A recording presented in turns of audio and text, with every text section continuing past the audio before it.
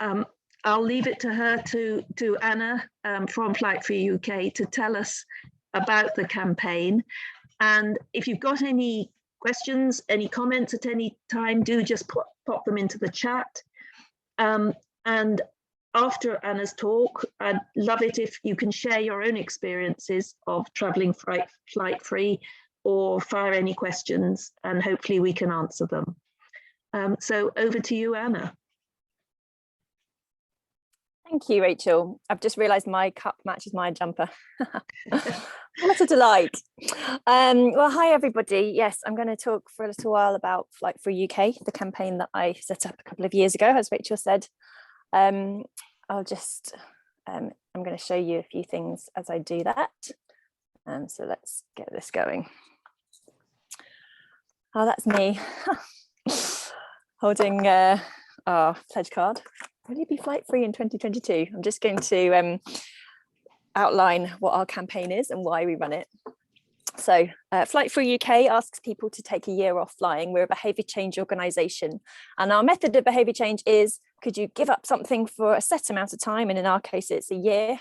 Could you give up flying for a year in order to reduce emissions, but also to, more importantly, create that social movement away from flights as the default? I think that many of us who have grown up with cheap flights at our fingertips often get into that mindset of thinking that that's how we travel, because that's how everybody seems to travel. So we're trying to disrupt that. It's a part of our emergency response to the climate emergency, of course. So yeah, our ask is, could you take a year off flying? Now, of course, most people will say, well, we've just done that. And yes, we have obviously had a big disruption from COVID, and that has changed many things and changed the whole narrative of our campaign. Flight free travel is already quite difficult, and it's even more difficult now with COVID. So yeah, that is something that has been a bit tricky, but we're persevering. And of course, the climate crisis hasn't gone away. So it's something that we're still working hard on. Just to give you a bit of history of the campaign. As I said, it started, I set it up in 2018. So this was the year when Extinction Rebellion staged their first protests. This was the year that people learned who Greta Thunberg was.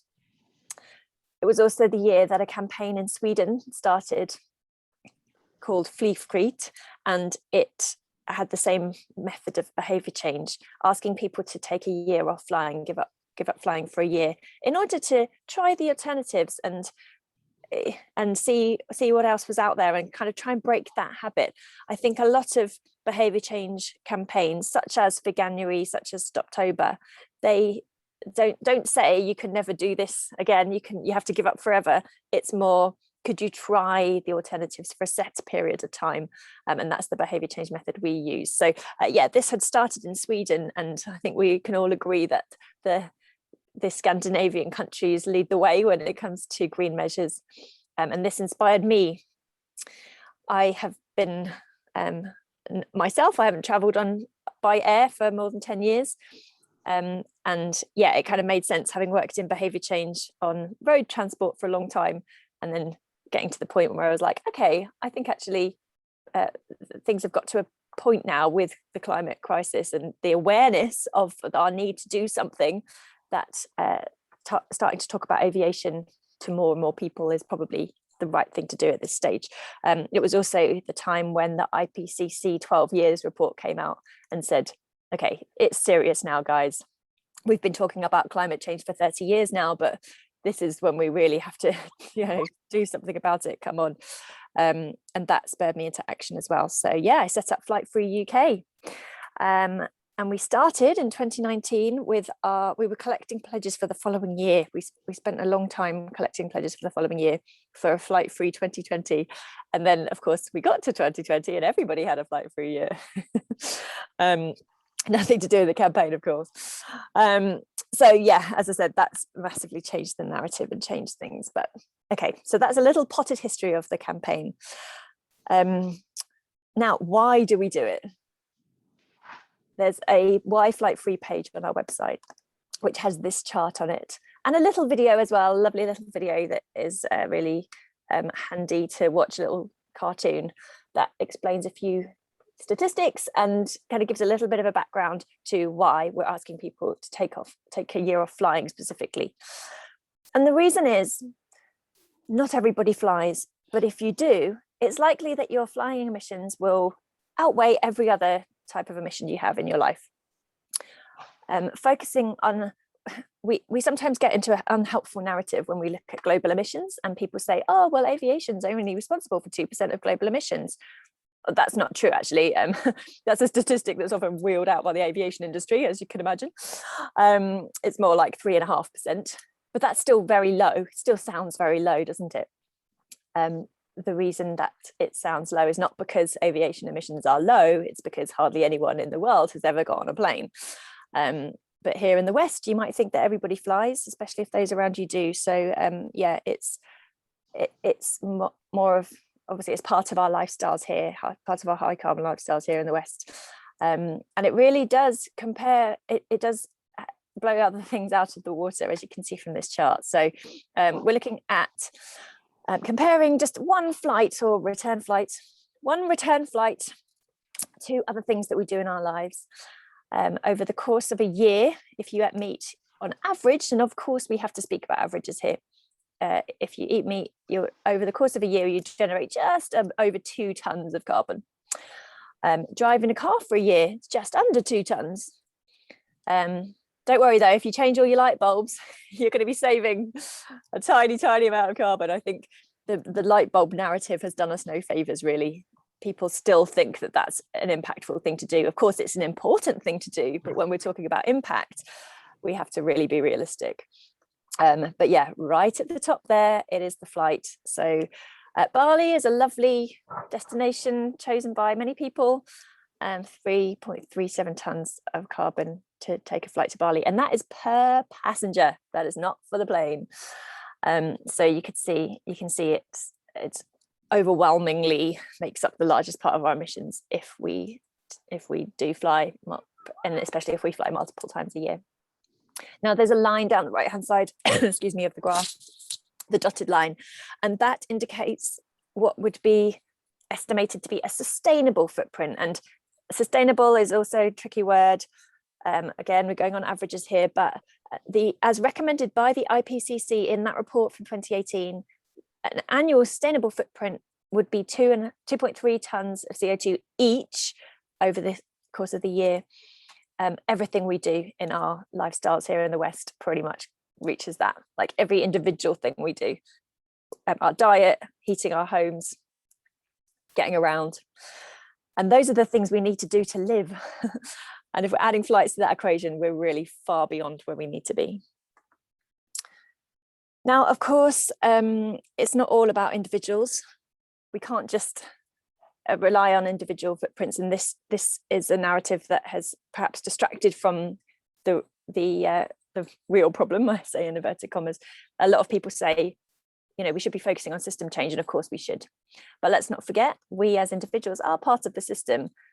When we book a flight or a plane, when we buy a plane ticket, we are indirectly supporting the fossil fuel industry, because that's the fuel that goes into the tank of an aircraft, fossil fuels. So taking a personal pledge is part of disrupting that system, especially if you do it together with lots of other people. And that is the key part of the campaign. That is why we're doing it. We are asking people, yes, to individually sign up to take a year of flying, but as part of a whole movement away and changing the narrative and getting to that point where you're not the only one in a conversation who doesn't fly, but that conversation includes lots and lots of people who have reduced or stopped flying altogether, and the people who still fly are in the minority. That's what we're aiming for. So let's look at another statistic, and this might be surprising to some people. That part of the narrative often is, oh, but it's the business people flying who create most of the emissions. Well, actually, most flights are for leisure. That's holidays. And that doesn't even include visits to family and friends. So most flights are for leisure, and they are the ones we can most easily replace. So 63%, this is from a passenger survey in 2019, 63% of flights for holidays, 25% visits to family and friends. Business trips are only 10%, and it's been the case. That's been the case for many years now. It's been very steady. at kind of 9–10%. And of course, it's probably lower now because the pandemic has forced us to conduct our business online and made us realize that we can do that. So even Bill Gates thinks that 50%, or sorry, I'll stop saying percentage. Even Bill Gates thinks that half of flights for business purposes are not going to return after the pandemic. So yeah, interesting stuff. And just think that's the main focus of our campaign, trying to inspire people to take their holidays by other means, by low carbon transport, or simply within the UK, just simply not traveling as far. So, and if we can do that, if we can achieve that, look at that potential for the emissions reductions. It's huge. It's really huge. And in fact, we have, so I've been talking about our pledge, which is taking a year off flying. We actually have a kind of step option, which is if you do have to fly for work reasons or because you have family and friends overseas who it's impractical to travel by other means, then we have a holidays only pledge. So it is, could you be flight free for holidays for the year? So that's hopefully would mean that everybody's included in the pledge. Okay, so I'm going to talk about holidays now. Now, one of the things that we try to do the most in our campaign, and one of the things we know that encourages the most behavior change is sharing people's stories. So it's we humans are very sociable creatures, as you know, and we are very influenced by each other. And when you can see someone who you can relate to who does something in a certain way, it perhaps can inspire you to do the same. So we ask people to send in their testimonials and share why they've made this choice and why they have decided not to fly. So I'll share my story now. And I'm going to share a little story about my most recent international trip, which of course was before the pandemic. 2019, I went to France. So as I mentioned at the beginning, sorry, I feel like I need to drink this before it gets cold. Sorry, bad timing with the tea. Yeah, so I mentioned at the beginning, I haven't flown for more than a decade. I can't actually remember what I think my last flight was to Jersey to visit my sister, and I can't remember when it was, but it was definitely more than 10 years ago and probably about 12 or 13 years ago by now. And I learned about the climate impact of aviation. I learned that because I watched The Age of Stupid. And so that's the climate film that was released back in 2009. So that must be when it was 2009. And it's a kind of a documentary starring Pete Postlethwaite, looking back from the future and asking the question, why didn't we save ourselves when we had the chance? And one of the things that came out of that film was the conclusion from me that flights were so high emission I couldn't justify them. So I stopped. I gave up flying there and then. And I haven't been on a plane since, but I've done plenty of traveling, and I do adventures and I write about them, and I talk about how it's possible to travel without flying. And this is as I said, my most recent international trip in September 2019. Now, a lot of my traveling is done in the UK. I love swimming in the sea. It's quite cold. I decided I wanted to go to the Mediterranean for a change. And as a cyclist, as a long distance cyclist, I've been a touring cyclist for about 10 years as well. Done lots of trips, as Rachel said at the beginning. I've cycled around the coast of Britain, 4,000 miles. That was a very long one. So it kind of made sense. I would go to the Mediterranean on my bike. So I cycled through France. It was about 1,000 miles in the end, over the course of about 10 days. And reached the Med and had a wonderful swim and a wonderful couple of nights in Nice. And then I got on the train to get home. Now, most people would fly to Nice. The airport's right on the beach. There's planes taking off and landing every couple of minutes. You kind of get used to it, but it's a bit, if you really think about it, it's quite disturbing as you're swimming there in the beautiful Mediterranean Sea. But yeah, I took the train back. I obviously don't expect everybody to cycle to Nice, but the train is a very viable option and a very pleasant one. So it took 9 hours to get from Nice to London, so this is the TGV. It's just one train from Nice to Paris, and then of course the Eurostar. So you only have to change once. I cycled across Paris to get from the Gare de Lyon to Gare du Nord. And the journey along from Nice, it goes along the south coast of France to Marseille, and it's absolutely stunning. I mean, these are journeys that you would pay for just in isolation, not as a way of getting around. And then from Marseille, it's a fast train up to Paris. It really doesn't take very long at all. And crossing that French countryside and seeing the landscape that I had spent the last 10 days cycling through kind of show itself to me in reverse. That's a really magical part of the journey and a very memorable part as well. The train's very comfortable. You can get up whenever you like and walk around. You don't have to worry about the seatbelt sign being on. You can take whatever amount of liquid you want. I've got my water bottles there that you don't have to pour anything away when you're checking in. You don't even have to check in, you just get on the train. You don't have to take your shoes off, you're not kind of searched for what have you. It's a very civilized, comfortable way of traveling, and a very relaxing one. It can be very productive. In that 9 hours, there was probably only 2 of those hours were actual transit. The rest of the time, because of course you have to check into Eurostar in Paris. The rest of the time was just pure sitting down and relaxing. And if I had work to do, I could have done that with my laptop. I could have read a book, I could have slept. It's useful time. Whereas if you're spending the equivalent time by traveling by air, most of the time will be spent standing in a queue, which is not very relaxing and not very productive either. You can't really do much with that time. So even though it seems to take a lot longer to travel over land, that is time well spent. The overriding priority for me, though, is the emissions. So by traveling on this train from Nice to London, I saved 90% on my emissions. And that is a hugely significant amount when we're facing a climate emergency. For me, that makes it worth it that it costs a little bit more. And it didn't cost that much more, to be honest. It was only about £100 in total. And if I'd flown, it would have been probably 60 or 70, which is, it's comparable for a journey of that length.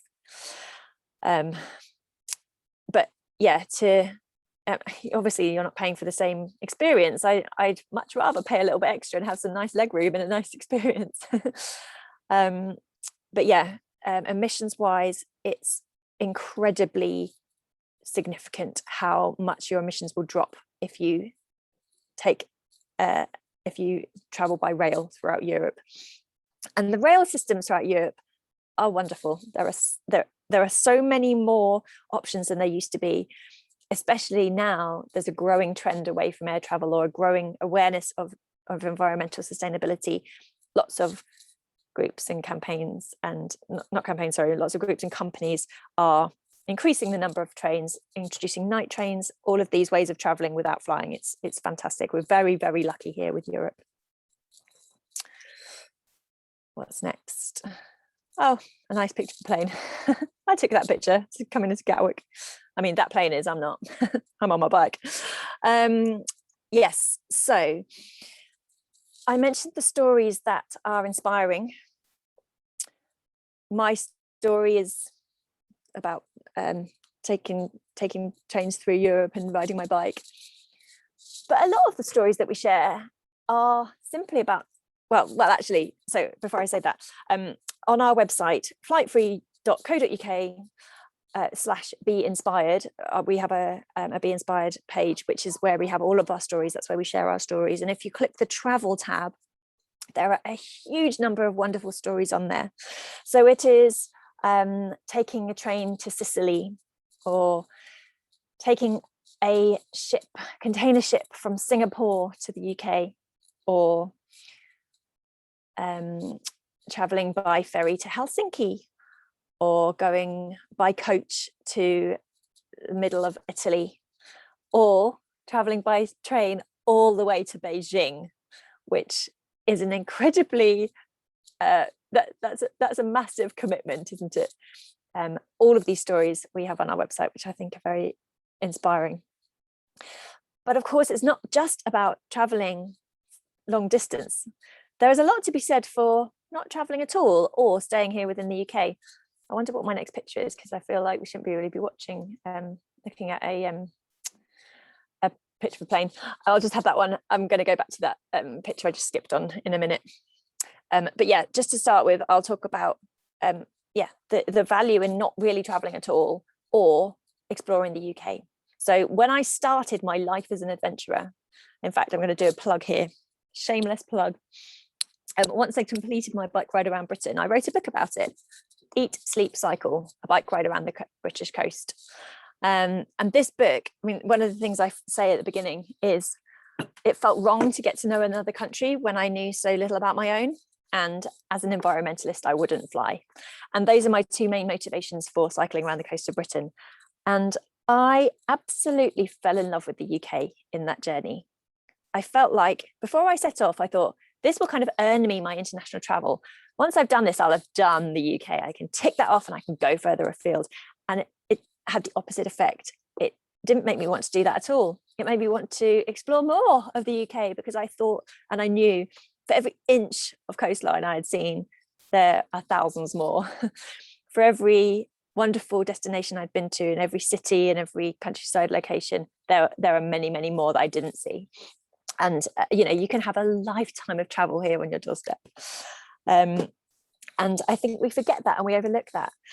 In fact, we had an event online last year called Destination UK, and we had a few people sharing their experiences of traveling here within the UK. And one of them I was very inspired by, a gentleman called Gopi, who is a triathlete, and he used to fly a lot, and he challenged himself to take in the Flight Free Pledge. He said in his testimonial, I've been to Mallorca 15 times, but I've never been to Cornwall. And I thought, goodness, wow, that's what happens when we fly, or when we see travel as being somewhere else. We miss these treasures under our noses. And he said, because I took the Flight Free Pledge, instead of going to Mallorca to train for my triathlons, I went to Wales in the Lake District. And he said the hills and the lakes of the Lake District are the most beautiful of anywhere in the world. And imagine that it took taking this pledge for him to discover that, somewhere that really is on our doorstep. There are lots of people here who will take their annual holiday to Spain, and that's fine. Spain is a beautiful country, I'm sure, perfectly accessible by ferry or train or coach. But it means that we tend to overlook the treasures on our doorstep. And yeah, I mean, we can always quote that perhaps the weather here isn't quite what we want. But actually, and here's another post that we have on our Be Inspired page of our website. It's called Turned Out Nice Again. And it's about the British weather. And often, yes, the British weather the worst thing about it is it's unpredictable, but often it's wonderful. And this is written by one of our team members, Maggie, and she shared some of her stories of her own travels. And she says her concluding line is, often the weather turns out better than you expected. And if it doesn't, perhaps it will make a good story. And I think that's a really nice way to look at it. Okay, so I'm going to go back to that previous picture in a second. Now, one of the things I want to kind of demonstrate is it possible to change things? Can we be successful with this pledge, with asking people just to take a year off? Are we going to save the climate? Are we going to change things? Are we going to change people's minds, behavior, and everything else? Well, I hope so. There is evidence to show that campaigns like this can be successful, because while humans are very resistant to change, once change happens, we adapt very quickly. And I'm going to use the example of smoking. You might have picked up on that in the previous slide. So these are real life adverts that were once really, honestly, 100% promoted. Can you imagine using a baby to promote smoking, and a pregnant mother smoking? Just blows your mind. And that I mean, it obviously isn't allowed now because we understand the reality. But for the longest time, this was the norm. And people just didn't believe that it would change because the health campaigners were fighting the tobacco industry, a huge multinational, multi-million-dollar industry. And how would they possibly break that, that huge monster? But of course, it happened. And it's not that long ago that the smoking ban came in, but now, advertising is banned, smoking is banned in indoor spaces. We have campaigns encouraging people not to smoke now. If someone lit up in a pub, there'd be uproar rather, and like before the smoking ban came in, people just didn't understand how it would work. They didn't believe that it would work. And then as soon as it came in, we just adapted very quickly. And you wouldn't dream of sparking up in a restaurant now. Can you imagine smoking areas in staff rooms? It's just, these are the things that used to be normal, and now they're not, of course. And that is a small example of how we can change things. And just to relate that slightly to something that's a bit more relevant to our behavior and our climate awareness now. And of course, I'm drawing parallels here by talking about cigarettes. It's not just about behavior change. We also need to draw the parallel with the fossil fuel industry. So the tobacco industry, that's what the fossil fuel industry is as well. They spread a lot of disinformation to try and keep, try and survive, to keep us hooked on fossil fuels, which we are. So yeah, it's up to us to fight that machine and to get the alternatives out there. Yes, but I was going to give another example, which is about veganism. So this is more of a relevant thing to our campaign because lots of people are vegan for environmental reasons, and I'm one of them. That's why I chose to go vegan to start with, because I wanted to reduce my emissions. When I started being vegan, there were no options for me. I would go to a restaurant and they would give me a salad. And now I go to a restaurant and they give me a whole menu. I have choice, and it's delicious and it's healthy and it's varied and it's fantastic. And that is a result of people's consumer choices. And that's how behavior change works. If enough people show that this is desirable, then industry very quickly follows. And we can start to see it with aviation. Industry is making claims about being green. Of course, they're greenwashing, they're false claims. And in fact, if you want to hear more about that, we're going to be doing an event on the 20th of April called Greenwash and Aviation, and we'll be exploring the reality of green technology for flights. And we'll be looking at a bit about carbon offsetting and all those things, and basically government and industry claims that we can fly carbon neutral and trying to debunk those claims. So yeah, that's if you go to our social media channels, you'll see that event. You'll be able to register for that. Yes, what was I saying? Veganism. Yeah, so now, so there's now loads of options, and yeah, in the same way the aviation industry is trying to give us those options, but of course we need the travel industry to give us those options, and indeed they are as well. So like I mentioned when I was talking about travel specifically, across Europe we are seeing more forms of low carbon travel, and it is consumer led. This is a trend away from high carbon travel towards low carbon travel. That is what can change things. And that is how our pledge, our individual action pledge, relates to system change, relates to social change. If enough of us do this together, that's how we change things. And we can see at the moment that the government has its priorities completely wrong, with reducing tax for aviation and increasing the cost of train travel. It's all completely backwards. And when the government doesn't act, we need to. So that is why I would encourage everybody here on this call to sign up to our pledge to be flight free in 2022. Even if you already have made the decision not to fly, please still sign up. We need to demonstrate that there is a movement out there of people who want to do this. And if you do perhaps have flights booked, or you are flying this year, have a look at our challenge to just be flight free for holidays. You can also follow our social media and perhaps sign up next year. So we run the pledge every year. It'll be brilliant to have more people.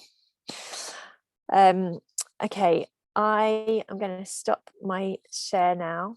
I've talked for just over 30 minutes, so I think that's enough time for me to talk. And I think it would be really nice to hear other people's stories about their overland travels. I can obviously share many more of my own, but I think it's nice to hear other people's stories. So why don't we open things up now and hear from everybody else? And I will also be very happy to answer questions. I realise that was a bit of a whistle-stop tour through what we're trying to achieve at Flight Free UK, and you might have questions about the practicalities of things, or kind of the policy level, the policy aspect. But yes, let's open the floor. Well, thank you very much for that, Anna. That was very interesting. I hope everybody else found it interesting too. Would anybody like to contribute with stories of their own travel, or does anybody have any questions for Anna?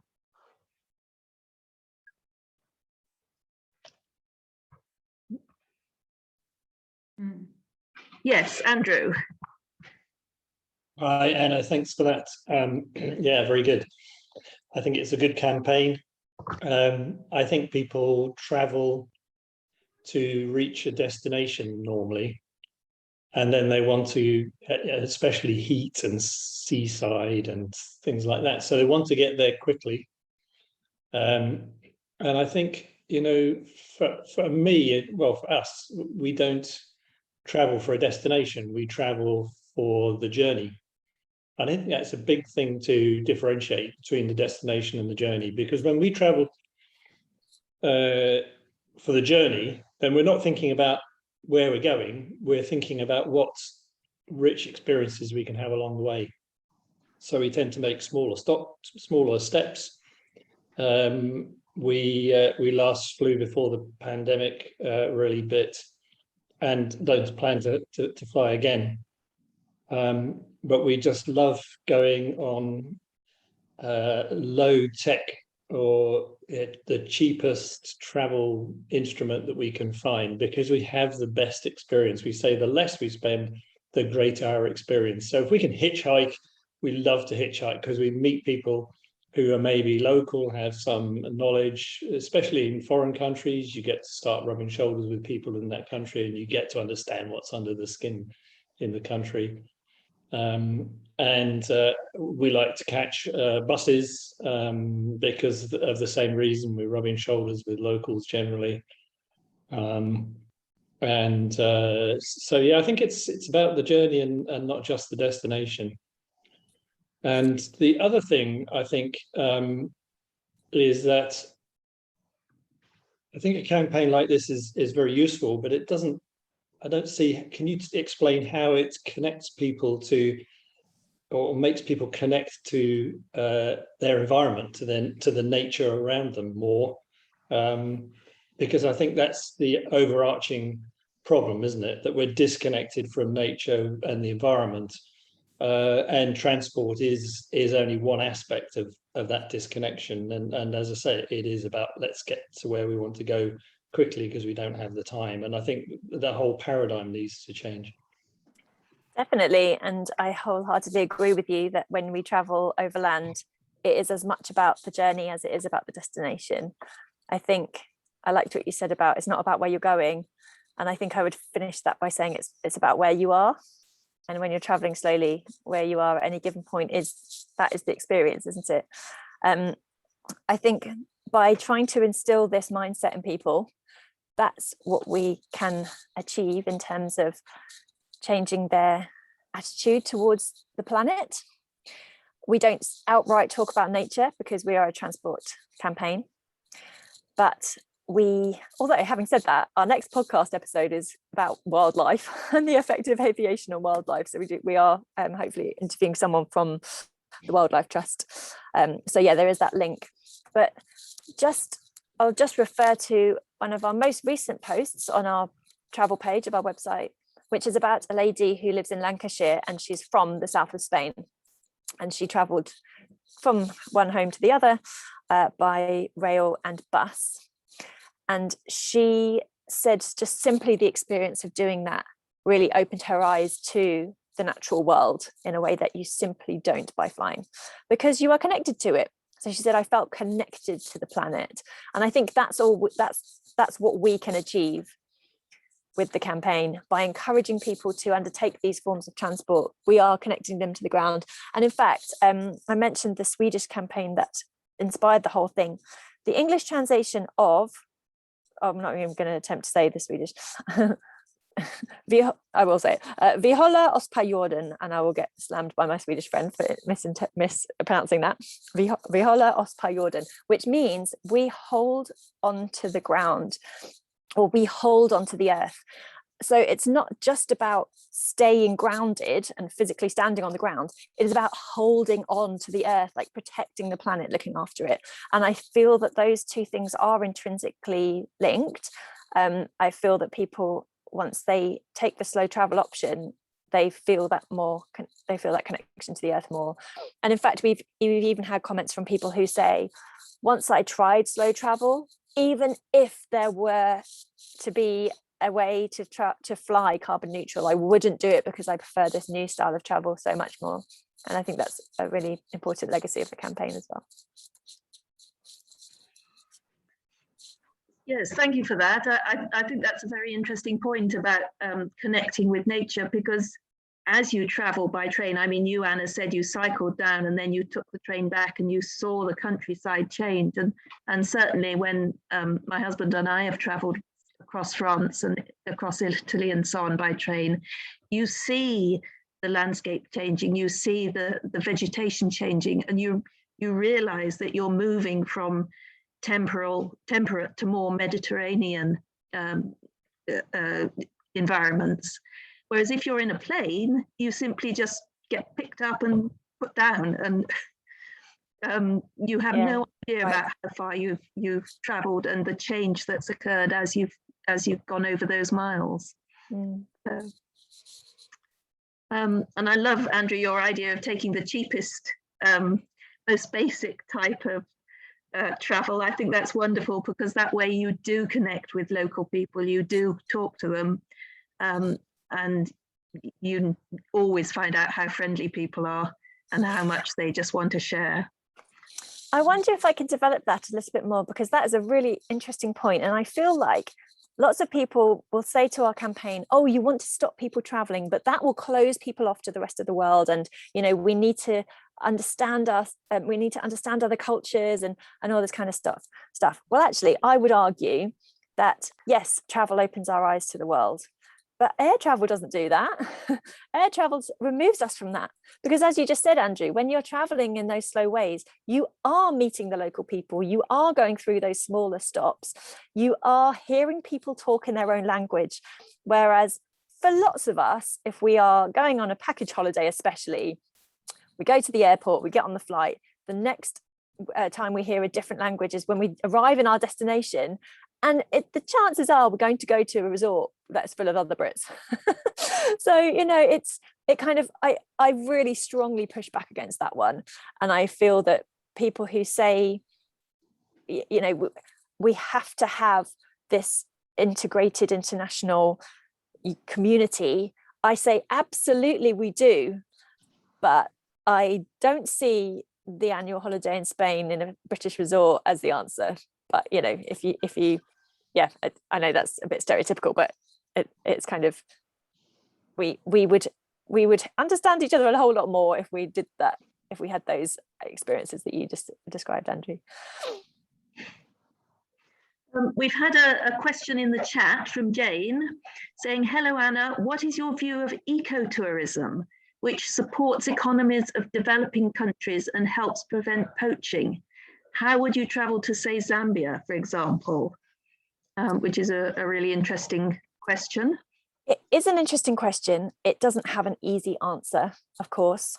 I'm sure I won't be able to answer that at all in a kind of way that solves the problem, because you're right, there are many places, especially across the African continent, that have that rely on money from tourism in order to further their conservation efforts.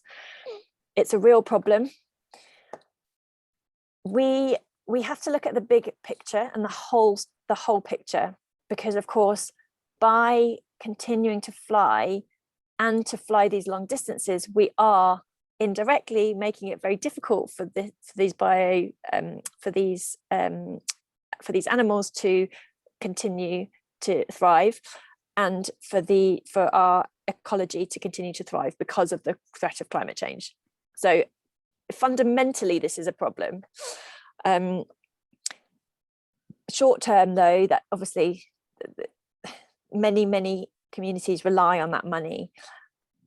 I would like to see a different system. I would like to see governments across the world prioritizing conservation efforts without having to rely on the money from tourists.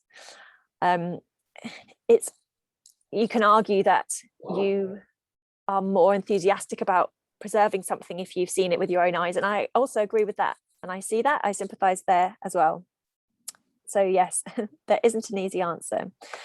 What I do feel, though, is that we do need to be careful. We have a podcast, and this is not so much about conservation, but about volunteering in other countries and contributing to other communities. We have a podcast that we did last year, interviewing a couple of people from a group called No White Saviors in Uganda. And the idea that we in the West can solve the problems, in inverted commas, of communities in the African subcontinent is probably wrong. And I think that's possibly where I'll leave that answer, because it's not a satisfactory answer and I don't have the answers, but it's much more of a complicated issue, and we do need to look at the big picture. We need to consider all of the aspects, and yeah, I guess ultimately a solution would be prioritizing conservation from the government rather than from tourism. Yes, it's obviously a very complex question, because like you say, there are the detrimental effects of climate change caused by the emissions from flying, to be balanced against the benefit of the ecotourism. So not a simple one, that one. Does anybody else have any questions, or would anybody like to share any of their experiences of traveling? I was wondering, you didn't really say much about the taxation of flying. I know that airline fuel isn't taxed as much as other sources of fuel, and what bias that makes towards making flights cheaper and making other sources of transport more expensive. Yes, so thanks for the reminder. I didn't, did I? Okay, so aviation fuel, there is no tax on aviation fuel. It's not even that it's not taxed as highly as other fuel, it's not taxed at all. You'll pay more tax on a pint of beer than on an entire plane load of aviation fuel. And that simply gives aviation an unfair advantage. So we know that flying is cheap, and that is the main reason. That's the main reason it's cheap. When you fill up your car at the pump, you'll be paying 50% tax, but there's no tax on airline fuel, which it's because when the airline industry was a fledgling industry, there was an international agreement that there would be no tax in order to give the industry a leg up, and that has never been rescinded. It can be at any time, but because it's an international system, you would need governments to agree across the countries. They're debating it in the EU now, but yeah, it's a bit more complicated than just you'd have to have everybody on board in order to make that policy.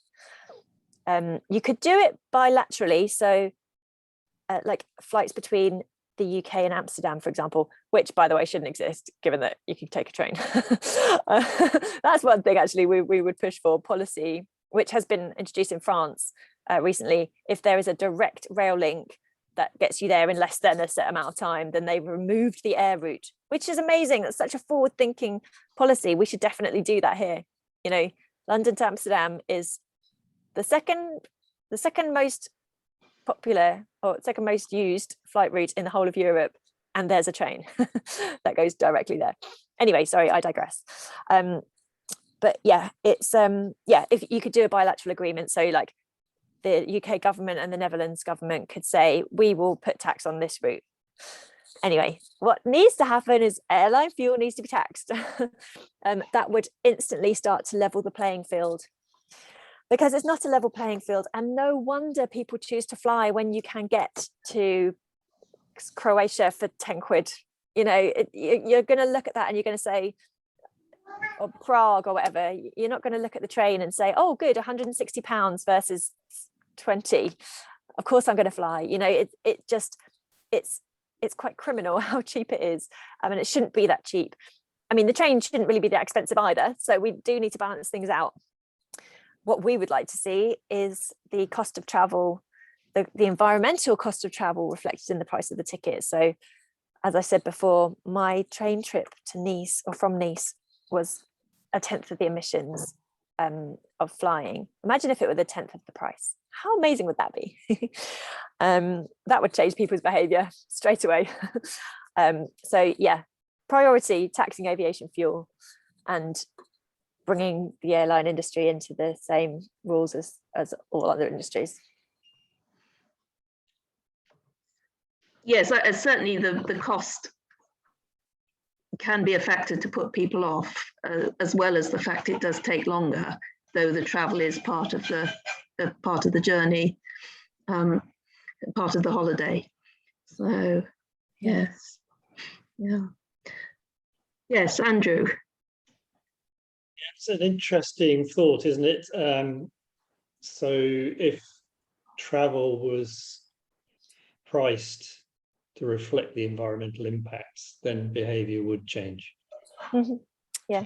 With your campaign, if you were to succeed, you would be knocking out 63% of flights, which is the holiday section, I think, of your pie chart. Yeah. And I wonder how that would reflect in the economy, the viability of some businesses. Obviously, the airlines would be many fewer, less aircraft, less employment, but there has to be a shift then to provide more alternative transport, and so the whole thing needs to be joined up, doesn't it? If your campaign's successful on a voluntary basis, it's going to be a big problem elsewhere, and I wonder, what are you doing towards government to try and persuade them to work with you? So we work with other campaign groups who focus on various different things. So our campaign is very simple. It's behavior change. We ask individuals to make this pledge in order to, you know, feed into all the rest of the changes that I mentioned earlier. But there are lots of other campaign groups who focus on different aspects, some who focus on the taxation aspect, one in particular who focus on the transition from fossil fuel travel or the fossil fuel society that we live in to a low carbon society, which will necessarily involve the changing of workers from the fossil fuel industry into green jobs. So this is all, there are several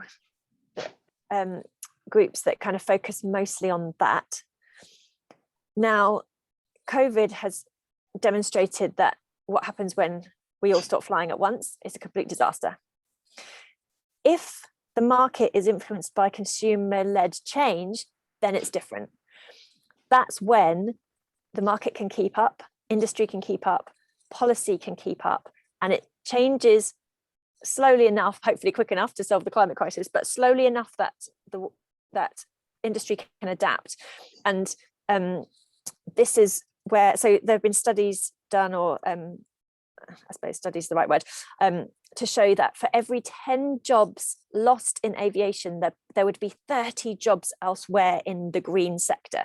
So engineering, going into engineering for renewables, front of house services going into the service, either the service industry or into low carbon travel. There are lots of transferable roles, lots of transferable jobs. And when it happens, because it's led by consumers, the industry can keep up and it doesn't result in mass unemployment and the absolute hoo-ha that we've just seen with P&O ferries, you know. So yeah, that is the projection. And there are people who have done, you know, crunched the numbers and done that, looking ahead to this is how we would protect workers while moving to that low carbon economy. Yes, I mean, there are parallels there with moving away from oil drilling and reskilling oil workers into green energy technologies. The jobs are also there. They've got the skills. It's just a case of retraining. And I suppose I'll use an example just of on the flip side. I mean, in the opposite way. So before aviation came along, we did travel by train and by coach and by rail or by road. And then cheap flights came along, and by sea. Cheap flights came along, and lots of those sea routes were cancelled as a result. And lots of the train routes were cancelled as a result. But if we move away from the air, then the rail routes and the sea routes would come back. So we've already seen a transition in one way. We can achieve the transition in the other way. So that's just the reality of the market. That's the reality of travel provision. If you show demand for something, then that's what you'll get.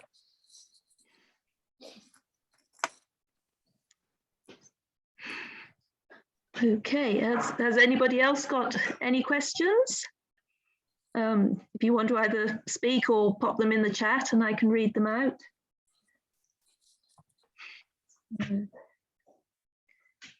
So Anna, from what you were saying, you think actually the pandemic has been a bad influence in some ways because it was such an abrupt change?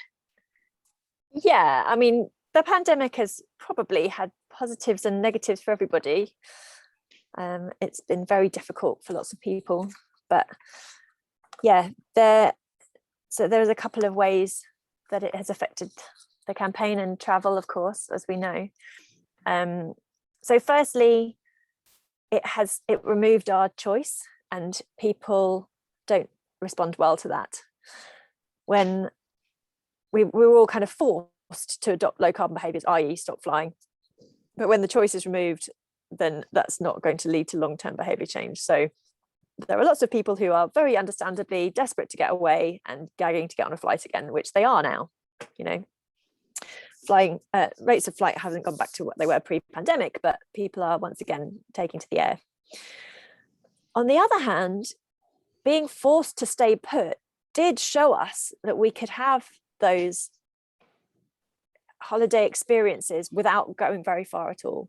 So if you were in the habit of flying to the Caribbean every year, and then you were forced to stay in the UK and perhaps go somewhere else for your holiday, you might think, okay, well, we could try that again next year. You know, we could choose to try something else in the UK. It works better when you choose it, though, when that restriction is not placed upon you. So yeah, those are the messages we're trying to share with the campaign. And of course, we all enjoyed the quiet skies because of the pandemic, and we all saw the emissions drop, even though it's now returned, which is difficult. It just shows quite how entrenched we are into this fossil fuel lifestyle and society. I think the narrative of Build Back Better was all very well-meaning, but quite naive, if I'm honest. And yeah, I think that's fundamentally it. In fact, that's the reason why our actual pledge card says flight free for the climate. So we want to remind people that we're doing this because of the climate. We're taking a year off. We're staying grounded because the climate needs us to, not because we haven't had the choice to go flying because of the pandemic. So it is about making sure that that's the message that gets through.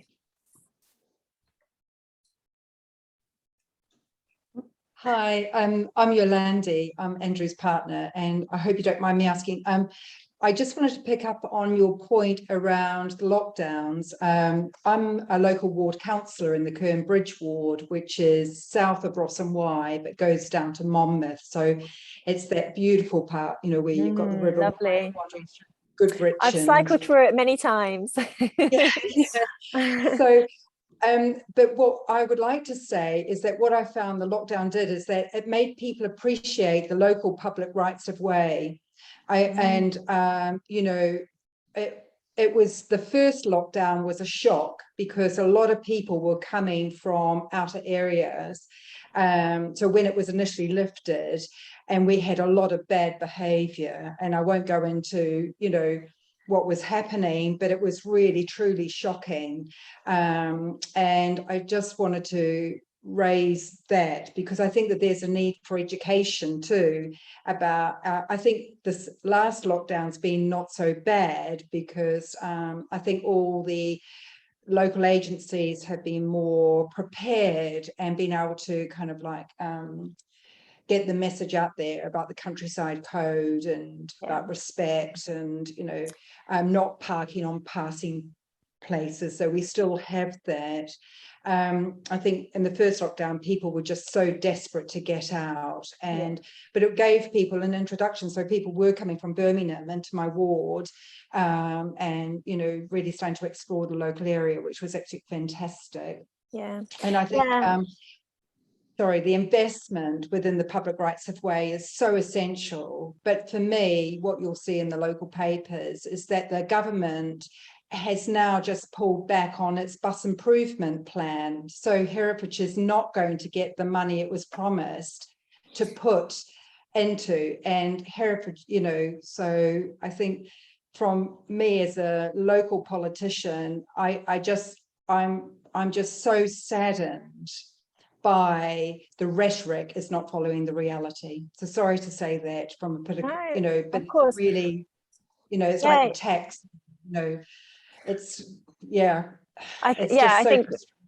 think we all know and sympathize with that and understand that politics, the rhetoric doesn't usually do what it needs to. I think a lot of this comes down to our being aware of our place in the natural world from a much younger age. From Wendy's got her thumbs up. Definitely come and join in this conversation, Wendy. I wanted to it is about inspiring us to be aware of nature and our place within it. I would also say, right, during lockdown there was a huge amount of awful behavior, and I saw it, we all saw it, people really disrespecting our local places. Just to put that into like a little bit of a reality check, before lockdown, we still did that. We just did it in other countries. You know, we're actually not very well behaved, lots of us, and we do completely trash places, but we tend to do that in Spain and Venice and Bali, and so we didn't notice. We the public in the UK didn't necessarily notice because it wasn't done on our doorstep. So yeah, I do think that's unfortunately the reality of lots of us. Wendy, do you want to come in? Oh, you're muted at the moment, Wendy, so we can't hear you. Yes, I just wanted to say also what a wonderful part of Herefordshire you're representing. Last year I was camping at YHA Welsh Bicknor, and it was just glorious. I'm afraid Glenn's not here anymore, but I'm part of the car club, and when I was camping, it was myself with the electric Renault Zoe and a gentleman with a Tesla, and we were questioned all weekend about our two electric cars. I'm afraid that our car club one looked a lot more attractive than the 45k Tesla, but everybody wants to, I think, move to electric, or will be made to, but at the moment we're just early adopters, I think. And then back to your point about, I never go by car to my parents. I always ride the 33 bus. They live from Hereford to Ross, on the top deck, because you'd never know what a glorious view at Kingsthorne you have of the Golden Valley, and then forward in front of you to Archerfield. You would never know that from the drive. So I mean, it's my mum's favourite journey too, and they are very anti. And I would add bicycle, Wendy, to your list. I've cycled down the Wye Valley three or four times, and it's just wonderful. It's wonderful. Yes, and one advantage of a bike is you can stop just whenever you want. You see something.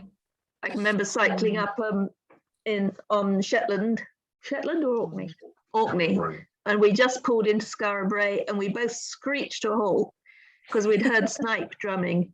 If we'd been in a car, we wouldn't have heard them. We wouldn't have seen them. So, yes. Oh, wonderful. So on to flying.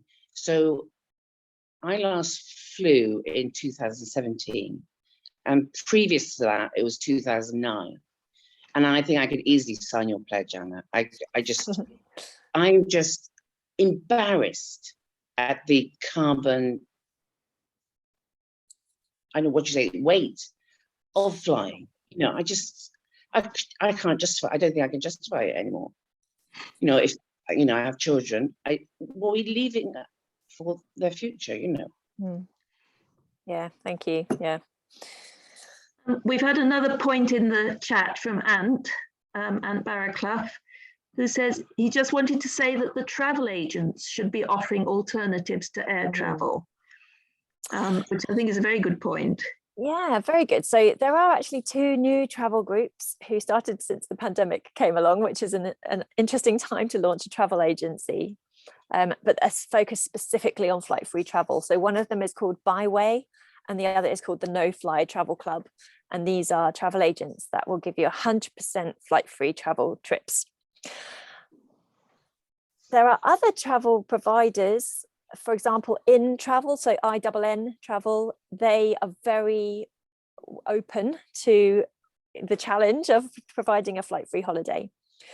But you're right, more of the mainstream trip providers need to do the same. And I think that they will, if it's shown that there's a market for it. So that's how it happens, isn't it?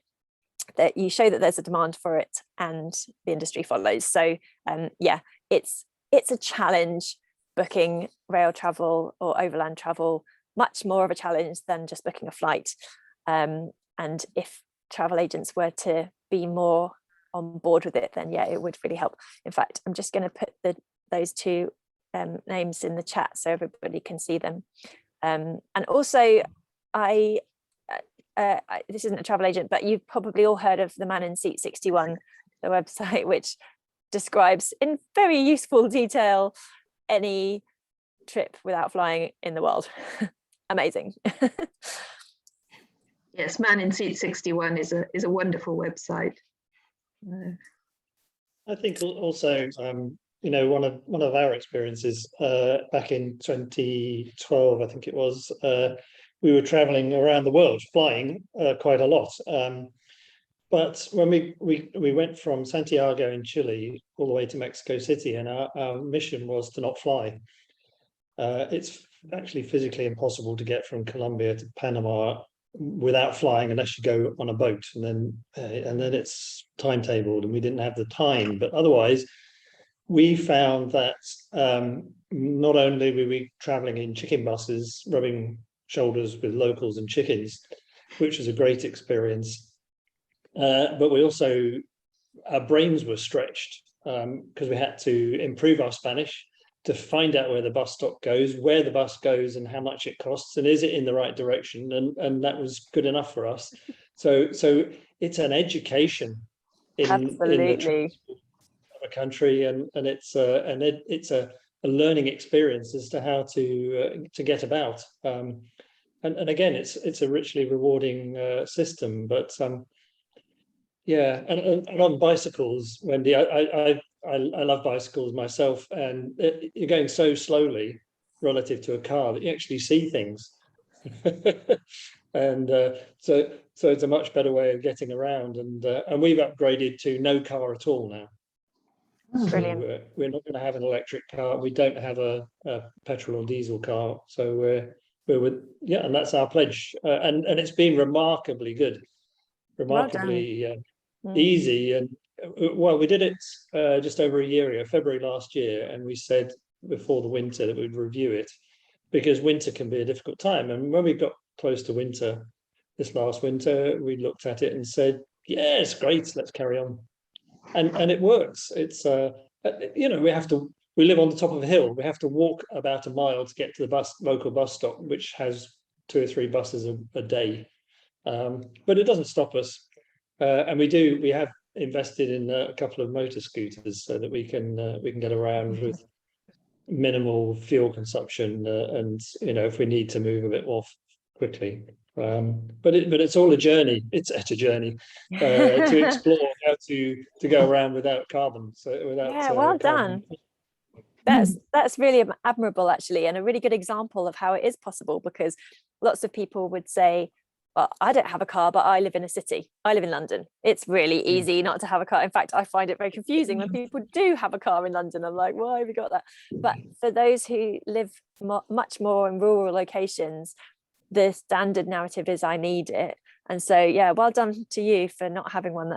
That's a really that's really impressive. Thank you. Yeah, that's very impressive. Yes. And of course, we ought to mention electric bikes as well, which give the pleasure of cycling, but make life a bit easier for those who are finding cycling a little bit harder. So, Yeah, that's our next challenge, because we have retrofitted our bikes with electric motors. And so, you know, we're looking at, can we live without motor scooters as well, and just have pedal cycles with an electric motor? And, you know, the other day we went to Gloucester. It was straightforward, and a few days before that I went to Hereford. So I've learnt that I can go to transport hubs without too much effort, and then you know, jump on a train at either of those towns or cities and go anywhere in the country. So it's thinking differently. It's joining the you know, the dots in your brain up differently, and it's great, because that's what we should be doing in life, not just vegetating. We should be really creating new neural pathways that keep us alive.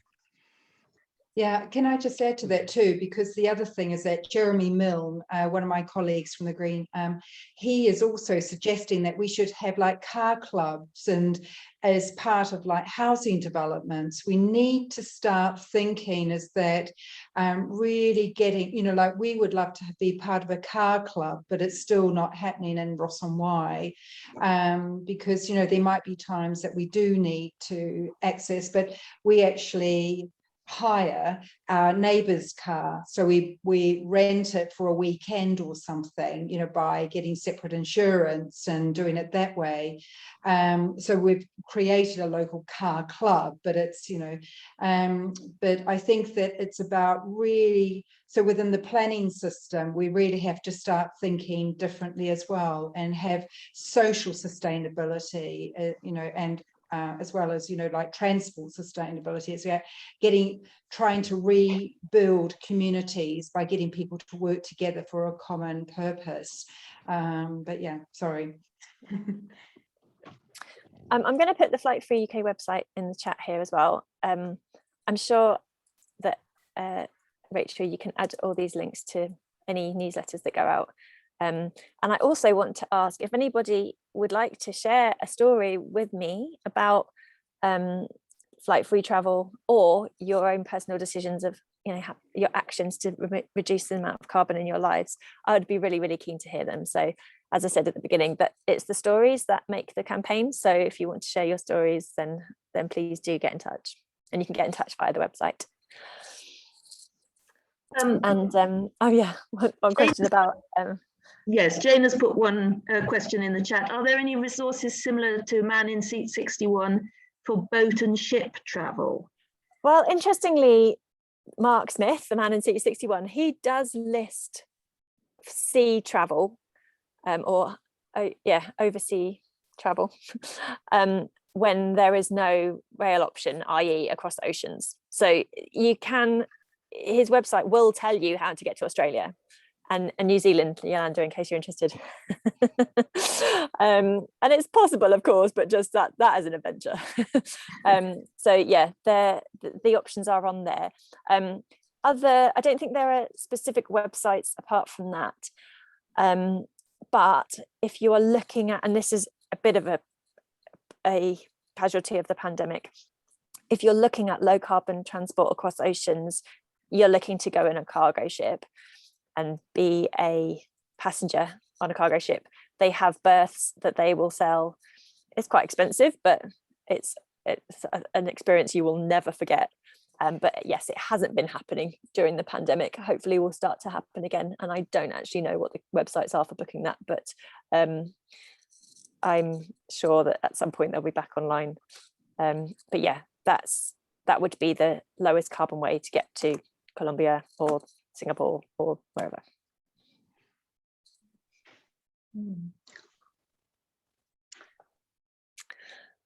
Okay. It sounds like that's everybody's their say.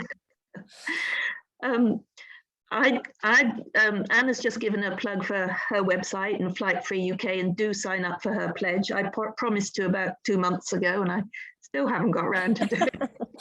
But I will, because my husband and I haven't flown since 2014, and have no intention of going back to flying.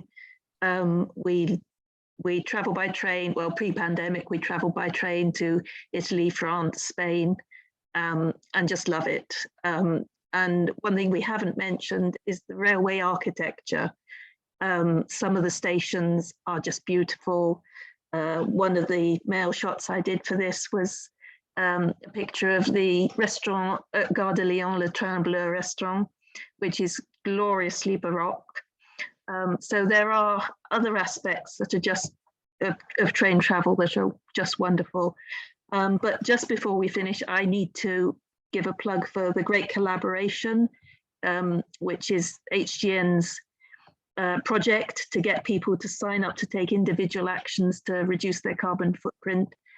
So if you just Google the Great Collaboration, one of the actions there is cutting the amount that you fly. So if you sign up for the Great Collaboration, you can very easily tick that one off the list. So I think that's everything in the chat. So all that remains for me is to say thank you very much to Anna for a very interesting talk, and it's led to some really interesting discussion as well. Thank you very much. Best wishes with the campaign. I will sign up. Thank you. Thank you to everybody for attending. I hope you've enjoyed it. And as I say, this will be in the newsletter and on the HGN website. So thank you very much, everybody, and have a good evening. Bye-bye. Bye. Bye-bye. Thank you.